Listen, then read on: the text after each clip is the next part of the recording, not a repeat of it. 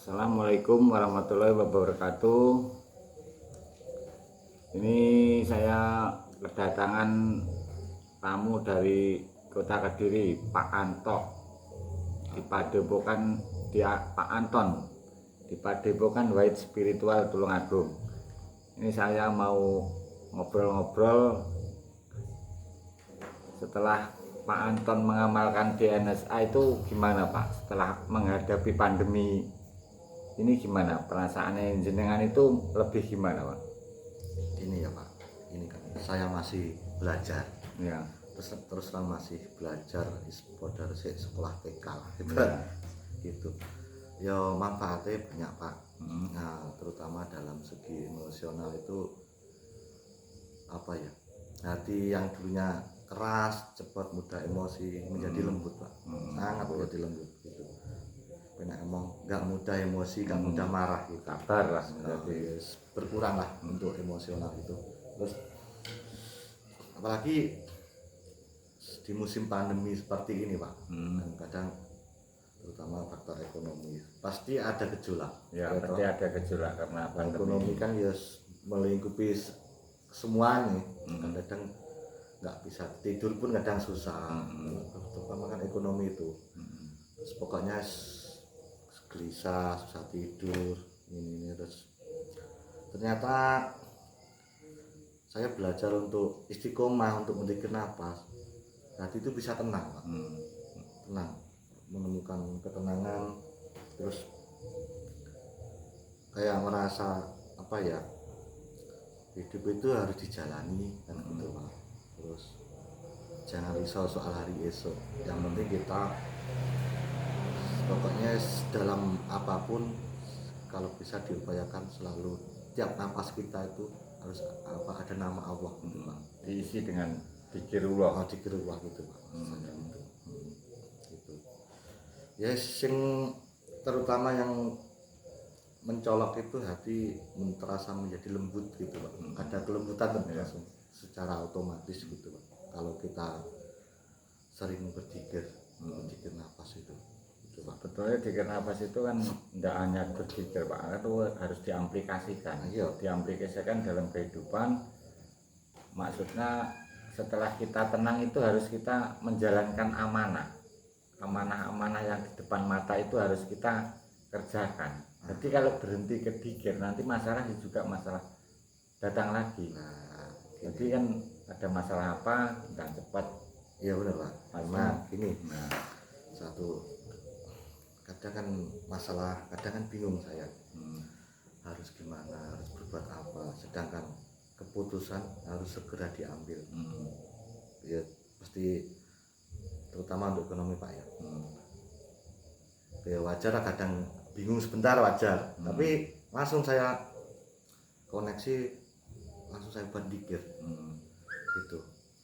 Nah setelah buat dzikir berjalan nggak berapa lama itu langsung pikiran tenang gitu Pak. Jadi kalau galau itu nggak berkepanjangan, mungkin cuma 5 menit 10 menit, pokoknya langsung teringat ingin dzikir nafas di dalam hati langsung Pak, tenang gitu. Ya. Gitu, Pak.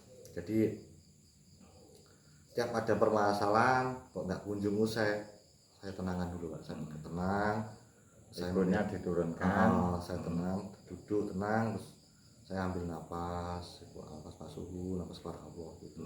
Ya, saya berusaha dalam setiap apapun saya berusaha seperti itu Pak. Gitu. Sebetulnya kan Pak, kenapa itu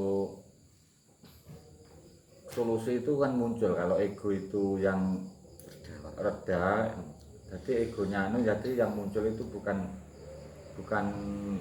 nafsu, jadi kan petunjuk Allah nanti. Pertolongan Allah itu semakin nyata kalau kita semakin bisa menghancurkan ego itu. Iya benar Pak.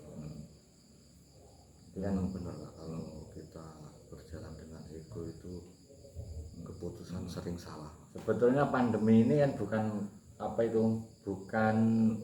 kebetulan Pak. Ini memang Allah itu akan memberi peringatan kepada kita. Iya. Karena Allah itu orang-orang sekarang itu yang disyukuri itu kan hartanya. Iya benar. Hartanya. Jadi yang nafasnya tidak pernah disyukuri.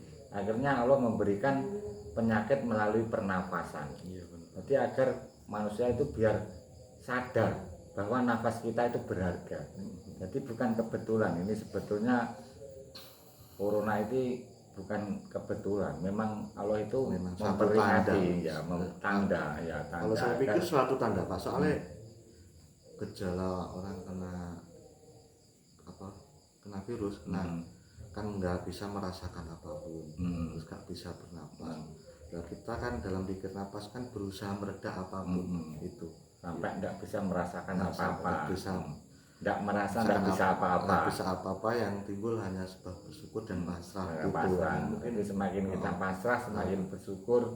Nah itu kan kita akhirnya nanti ketemu. Pak. Nah, saya pikir gitu tandanya corona ini. Kita kan sebetulnya ya yang pas menjalani dikir napas itu.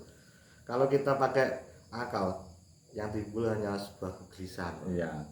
Tapi kalau kita pakai kesadaran, Allah memberi tanda bahwa corona itu nggak bisa merasakan apa-apa, terus sulit bernapas. Ya kita kan harus bisa mengamati keluar masuk napas itu. Soalnya Mensyukuri. banyak orang itu mensyukuri hartanya, mobilnya, rumahnya, tapi nafas itu padahal harganya yang Mahal. sudah tidak dapat kita Nggak bisa digantikan dengan apapun. tapi kan jarang disyukuri sama orang-orang itu. Karena ini bukan masalah, bukan kebetulan sebetulnya. Memang perintahnya seperti itu, Iya. terus diamalkan pun hasilnya sangat bermanfaat. Ya. Bambang jane pas kena corona jane kan. Ya begitulah teman-teman, mudah-mudahan Pak Anton tetap istiqomah dalam menjalankan dzikir nafas. Wassalamualaikum warahmatullahi wabarakatuh.